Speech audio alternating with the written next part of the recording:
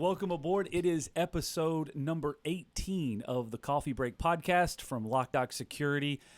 We're excited today to have another special guest with us. My name is Chad Lingefelt, and we have had an awesome lineup of guests here over the last several weeks, and we've got a lot more planned for the month of December. But today, in our 18th episode, is Michael Lee, all the way from Vermont. You flew down just for this podcast. It was amazing. Exactly.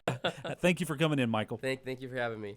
So we'll get into kind of the nuts and bolts of who you are and what you're about. But just by way of quick introduction, Michael reached out to me, I think it was on Facebook, and said, hey, I saw you have a podcast. I'm going to be in the Charlotte area. Maybe we can connect and chat. We talked on the phone for a little while. Yeah. Thought you had a lot of great insight, and so I'm really excited to have kind of a more in-depth conversation with you today here as we're recording live on Facebook as always, and then this will be available on all the podcast platforms shortly thereafter. But Michael, tell us a little bit about yourself, a little bit of your background and how you arrived to this point. Yeah. Thanks again for having me here. It's been great to be in Charlotte so far. I landed at 6:40 this morning, so early bird. Pretty early bird. Yeah. My name's Michael Lee. I live in Burlington, Vermont. I've been there about 7 years. I was born and raised in Arizona, so I'm in a completely different part of the country now. Sure. Raising my kids. I have 3 little kids, 10, 6, and 3.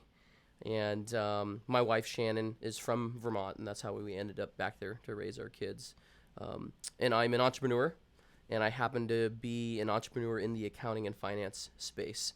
So accounting and finance is something I studied in college, and I did a lot of work in accounting and finance after college, but then really got my entrepreneurial chops during my college period as well as afterwards. I always found myself wanting to start new things. Yeah. And so hence the launch of Reconciled 3 years ago.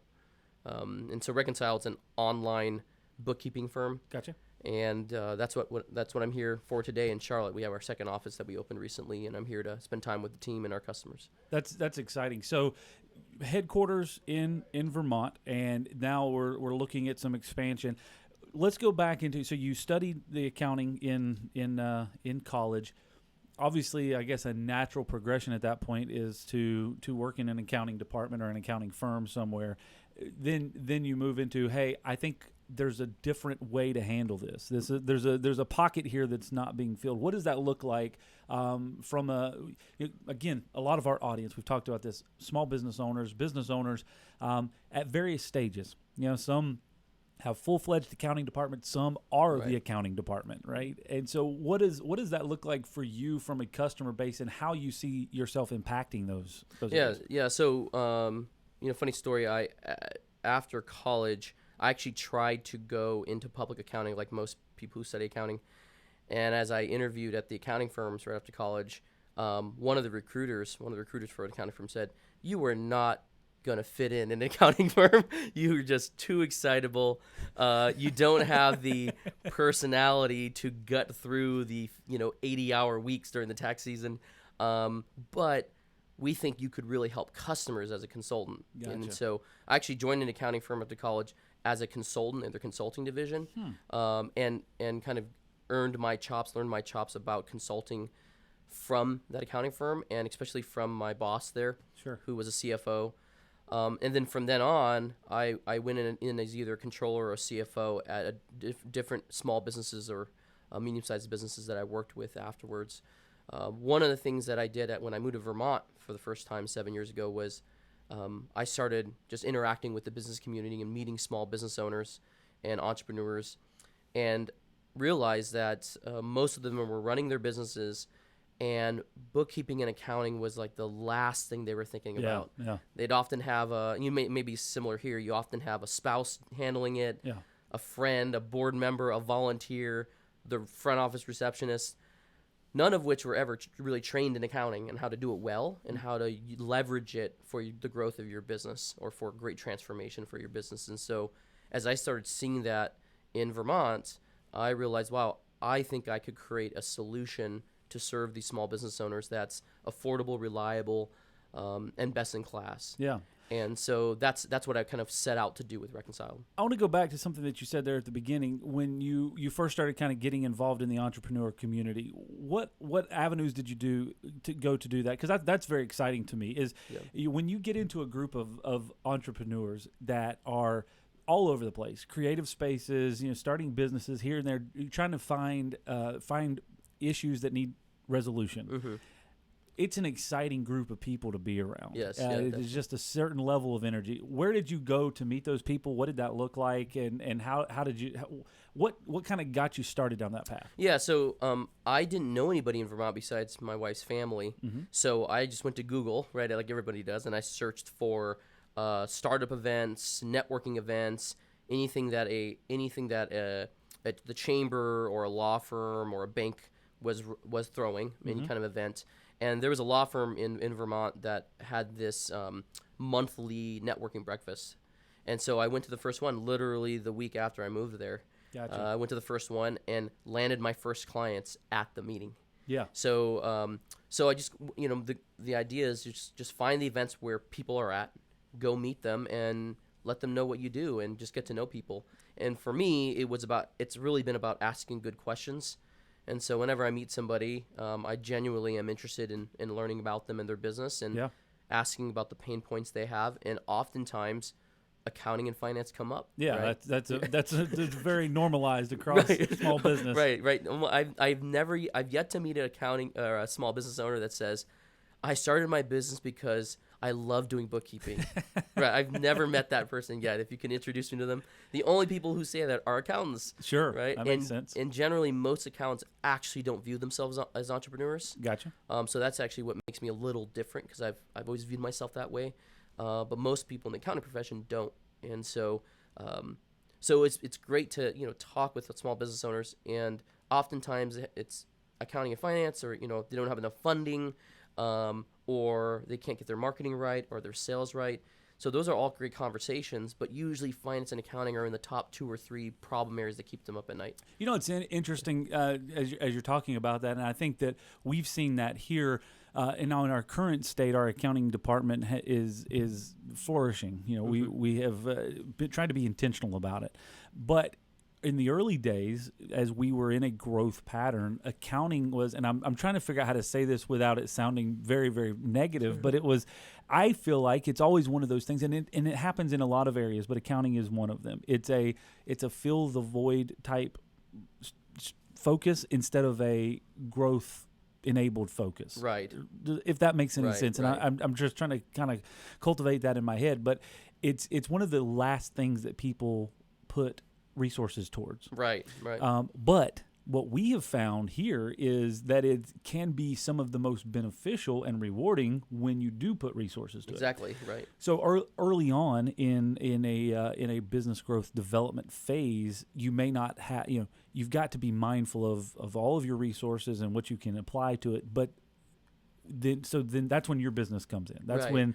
when you bring something to the table that, hey, we don't have the resources, we don't have the management, we don't have the leadership at this point to develop our own accounting team.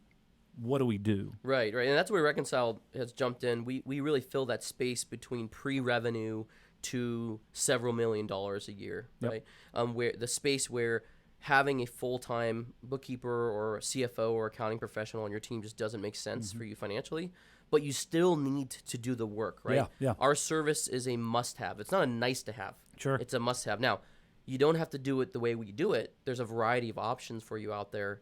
But we believe we've provided a way that's both affordable, cost-effective, efficient, and reliable, and it will grow with you at your firm.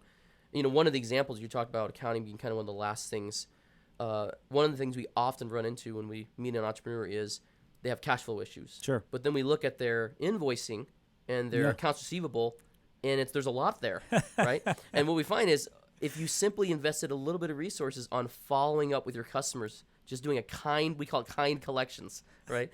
And so we end up becoming kind collections Michael, for our customers. You're speaking a lot of people's language right now. You're speaking a lot of people's language. The cash flow issues are only there for a lot of entrepreneurs because they're too nice. Yeah. They have this perception of I don't want to ruin the relationship by Sure. asking for the money I deserve. Yeah. It's kind of a funny situation entrepreneurs put themselves in. Oh. So we end up coming in and saying, hey, well, let us be that interface for you so that you can continue to serve the customer, and we'll follow up and make sure you get the cash that you deserve. You're talking to probably two of the worst people that do that. Chris and myself. Chris is behind the camera, running the engineering for us, but we found ourselves in that place. It was like, man, we're doing a lot of work, and this company is doing great things, but we don't have the cash is not coming in, Right. and it's like, well, I guess we should probably ask for it, but that would be rude, you know?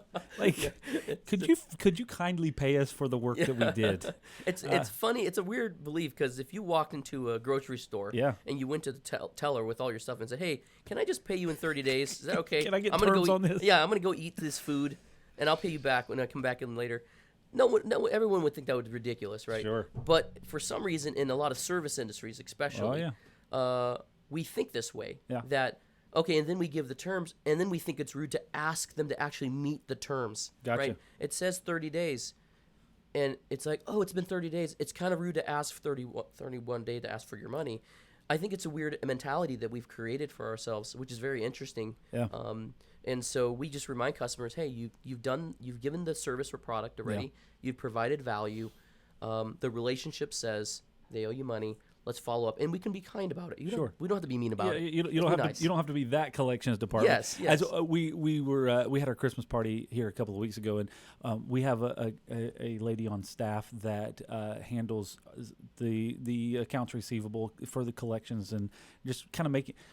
I call it collections. It's not really. It's just making sure that people have their invoice to pay. Right. And she does it in the kindest way. It's not like that typical collections person that you want to deal with. It's like you hear when you walk down the hall and she's like, hey, let's just call and make sure you guys going to be able to pay this. Right. And it's a different level because you don't want that like, it's that perception, especially in small business and I think that's what it goes back to, that customer service aspect. Yes. All right. Yes. We are a customer service business. We Right. are in the business of making people happy. Right. Being rude to ask for our money is kind of contradictory to that. Right, correct. So if you find the right people to Right. put that in, so getting into that, your organization, your business, is this something? So let's just kind of run through a scenario here. I'm a small business.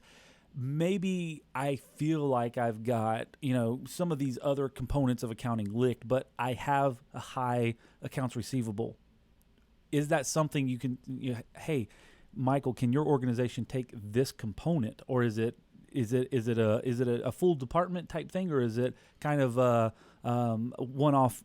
Yeah, so we definitely have options. So one of the primary ways we serve our customers is we utilize QuickBooks Online. Okay. Right. So we as a company is Reconciled. I built it purposely as a distributed team. Sure. All my teams is distributed. Everyone works primarily from home. We have employees in 6 different states, predominantly in Vermont, and then 5 other states as well. Our service offerings are built around the QuickBooks Online product. Got it. So if you're using QuickBooks Online and you maybe have a decent bookkeeper, or you have a CFO that's handling the financial reporting, but you have other pieces like accounts payable management, accounts receivable management, bank reconciliations, financial reporting that you would like us to handle, we can do that. So we can package a service, a monthly service for you that fits the needs of your business, Sure. and it can grow with your business as well. And then if you need services that go all the way up to advisory or CFO level services, we have that covered as well. Wow. The only areas we don't touch are tax compliance and auditing. Yeah. And that's where we partner with a tax firm or CPA firm to work with you on that. Looking at Chris on that, that's something like, if we would have known that something like that existed, 3 or 4 years ago, it would be a game changer for us. So it's something that you can really, as a small business, take advantage of when you say, hey, 'cause these are things that you really struggle with, and you sit there, and it's hard to make those decisions a lot of time, especially in the service business, where you put your resources. Right. And when you can say, hey, here's a company that can handle it, they've got a proven track record in it, and like you said, you kind of fit a pocket, in where you're in a growth state, and then at some point in time, this is one of the things I ask a lot of people. There's a couple of services out there that offer payroll service or whatever. Right. It's like, at what point does it make sense to take on that service or to do it in house? You know, it's so each company has that kind of threshold. You have to decide that for yourself, right? And there's you've got to ask yourself as an entrepreneur. And if you think about the majority of entrepreneurs out there who are, you know, in the under $1 million space, right, somewhere between $0 and $1 million, they got limited resources. They're trying to be very scrappy, and they're trying to decide, do I do it myself? And the kind of word on the street out there is do as much as you can yourself. That's where you end up saving money. The problem with that mantra is there are some things you're just not good at, and you will never be good at probably, or the value of your time is being wasted on small tasks that you could outsource or give to a service provider, and you can make a lot more money with that hour now that you've saved back, or those few hours you've gotten back selling your service or product. So we tell entrepreneurs, what's the value of your time? And what kind of sales could you accomplish if we gave you 5, 10, 20 hours back of your month? A lot. There's a lot, and it's way more valuable than what you're going to end up paying us, right? And then giving it back to the entrepreneur, how we then take your financials and your numbers and actually use them to help you make real business decisions instead of running your business on the ATM slip balance, which is what most entrepreneurs are doing. That's the insight that we begin providing, and so that's the flip side. So just no different than I would not in my right mind try to figure out the physical security protocols of my office space or my business. I would want to come to a business like yours and ask, what are you guys doing? You guys have learned, you've done this for years.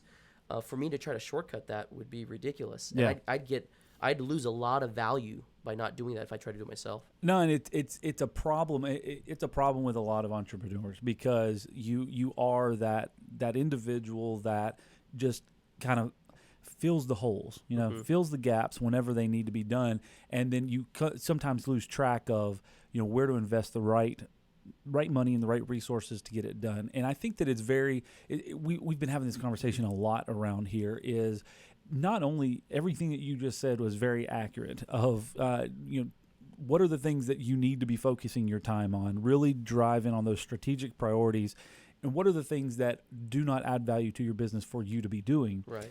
But the flip side of that is, and this is something that Chris and I have been kind of living by for the last several years, is finding people that can take that task and do it better. Yes. So a lot of times people talk about, you're wasting your time doing these type of tasks or whatever, and really at the end of the day is you're defeating yourself because you're negatively focusing your energy on something that you're not doing well. Right. You have the ability to allow somebody else to come in and make it better than you could ever have thought. Right. And we try to focus on that with our team here a lot is, hey, here, take this task and do it better. Like, it was not being done well before. So here's an opportunity to improve. And that's really that's a sign of leadership, right? And that's actually a task of leadership, is admitting what you're good at and what you're not good at. And then giving that opportunity to somebody else to take it and do it better than you. That actually is a part of good leadership, right? And great leaders, that's what they do. They surround themselves with people that are better than them. And I think entrepreneurs who end up not being able to grow their business or scale it, are people who are unwilling to admit that, or willing to say, I need help, and I need help from people that are smarter and better than me. And what's wonderful is there are people out there hungry to serve great leaders.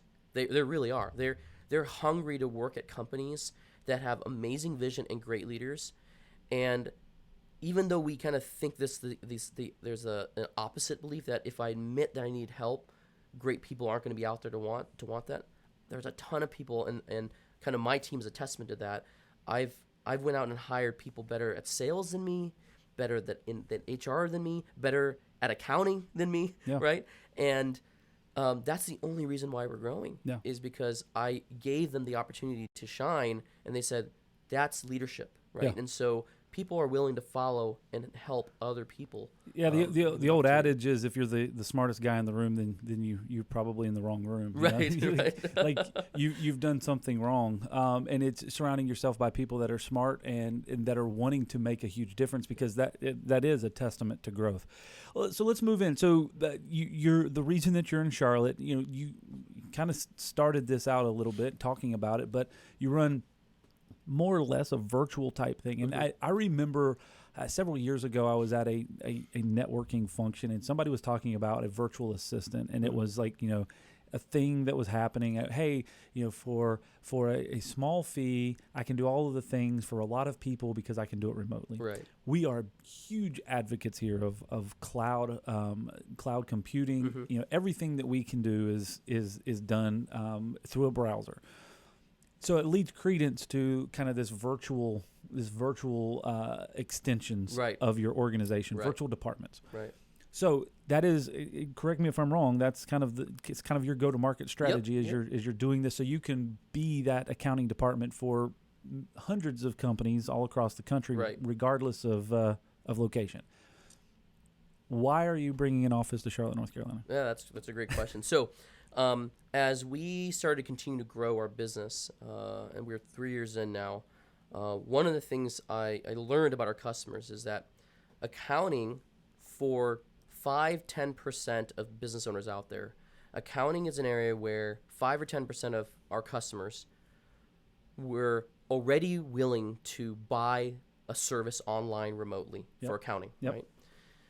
But for 90% of the small business owners out there, accounting falls in the realm of what I call I must have it in my state or town services. Who are they? Your attorney is almost always somebody in your town or state. Mm-hmm. Your banker is almost always, even if you never see them. Yeah. And your counselor, right? Your doctor, your accountant. Yeah. You may see them once. Yeah. In 5 years, right? The rest of your time might be email, but there's this thing about trust that if something falls apart, I can go to them in person. I have one throat to choke, right? Yep. I have one person to scream at. That's the small business owner mentality. That's 90% of business owners out there. So they have this idea. So we really saw that with our potential customer base out there. The 10%'s been easy to get. We do email marketing. Yeah. We have landing pages, inbound marketing, word of mouth. It's the 90% that are still unserviced by us. So a year ago, I purposely set out to research 3 markets that had a nonstop flight from Burlington, Vermont, and Charlotte happens to be one of them. There you go. Right, and coming here really so very strategic. Very strategic.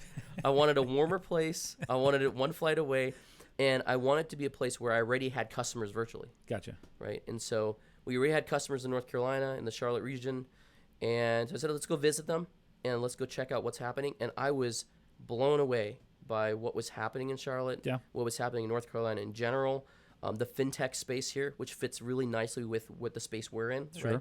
The amount of co-working spaces, the amount of startups and the entrepreneurs in the ecosystem, and the people like you who are trying to build that ecosystem organically. That's what we were really impressed by, and so we took a bet on it, a gamble, and I happened to have an employee who was in Vermont and said, "I will move down to Charlotte for the company and make that happen," and so she did this past summer. So it's been a wonderful experience. Yeah, really Charlotte's a great place. The reason I was smiling while you were saying that is because literally we have had that exact conversation. When we were looking at a HR service, virtual HR service, and we were using one, and they do everything that we need them to do, but they are not locally based. And so Chris and I have been having this conversation. He's like, they need to be in Charlotte. I'm like. So, right. And what's the mental hurdle, right? The mental hurdle is something, and 90% of business owners don't have that. Now, once you know that they're in your town, and you may not care to ever see them, they have an address, right? Yeah. And so I call it, the term I use is perceived local presence. There you go. We may have one person in Charlotte at a co-working space, and the whole team we build might be in other states. Yeah. But that one person creates that local presence with that local address. And then also the way that SEO and Google and Facebook work, having that local presence also drives traffic to your site. So no, that's very helpful. true. So we're in the middle right now of launching a second branch in Greenville, South Carolina, which is about an hour and a half. Yeah, great place. Yeah. Great place. And so we're kind of feeling those same pains of what's necessary from a local presence perspective, from a marketing standpoint, and just really kind of, because it's a grassroots organic growth expansion. And just kind of learning that. So that was, again, one of the reasons that I thought it'd be interesting to have you on today, is just kind of understand kind of the thought process, the why and the how. We targeted Greenville, South Carolina, because it seems like it's a growing, thriving market, and that it has a lot of the same needs that Charlotte has. It's just not as well served right now as Charlotte is, and so it's like it was far enough away that it was a necessity for expansion, but it was close enough that it's still within reach. I was just in Greenville 2 months ago for an accounting conference. Oh wow! And it was wonderful. It was like, I'd never been to Greenville. It's so beautiful to be there, and a really great place. It's a neat place. It has much of the similar scene to Charlotte. One of the things that I love about Charlotte right now is there's a growing culinary and coffee presence here. Yeah. So that's important to me. Everything else that you mentioned, fintech and all that stuff, coffee and well, food. you would love Burlington, Vermont then. Oh, really? Yeah, you should definitely come up and check that out. That'll be on the list of places to visit when it gets warmer. Yes. It's cold enough for me right now. It's 34 degrees here, and we have had snow, so I don't know that I want to go much colder than that.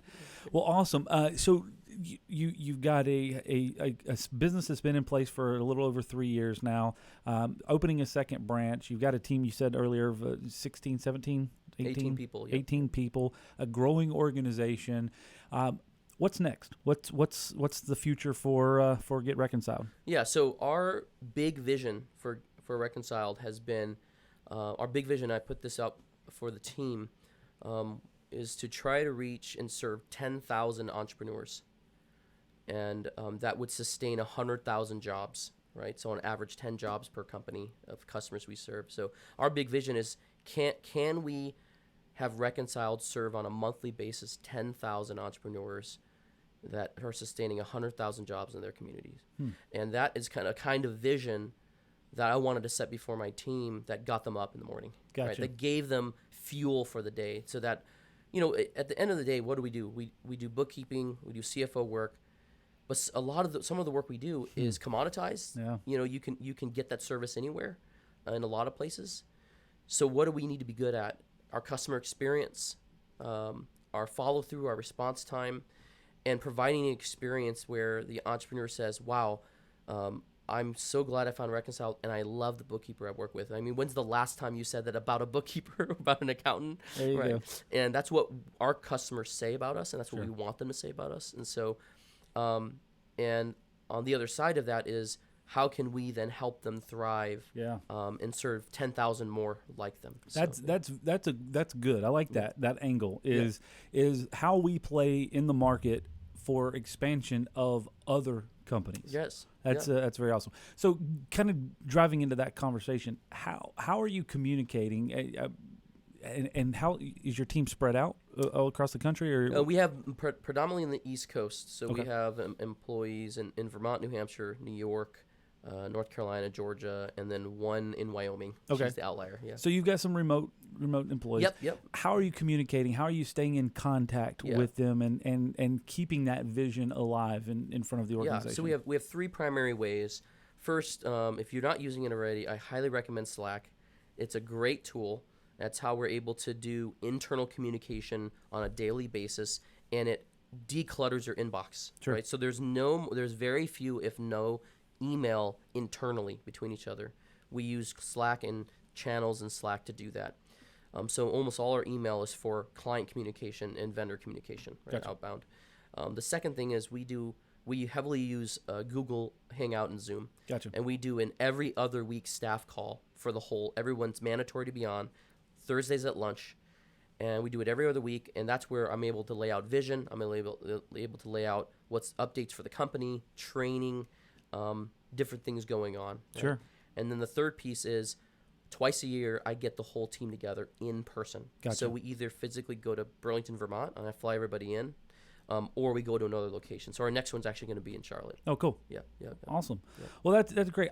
Man, I appreciate you taking time. I know you've got an event to get to here in just a little bit at Packard Place in Uptown, but I really appreciate you taking time out of your schedule and being here with us this morning. I've learned a lot. It's been very valuable to me, and I think it's valuable information for our audience as well, for ways that they can find, maybe some virtual applications to be able to help leverage growth of their business. Yes. And so how can they get in contact with you? I've got you tagged on Facebook, I know, but how can they get in contact with you if they're listening? Yeah, go to getreconciled.co, or you can follow us and follow us on Facebook, Instagram, Twitter, getreconciled.co. And if you send a message on any of those channels or post something, I usually see it. So. Perfect. Yeah. Michael, thank you again for being here today. Look forward to being here next Tuesday, where we'll have another guest with us from Rosewood. It's a kind of a handcrafted wood table manufacturer local here in the Charlotte area. So look forward to seeing you there next week on episode 19. But that's it for episode 18 of the Coffee Break Podcast. We'll see you next week.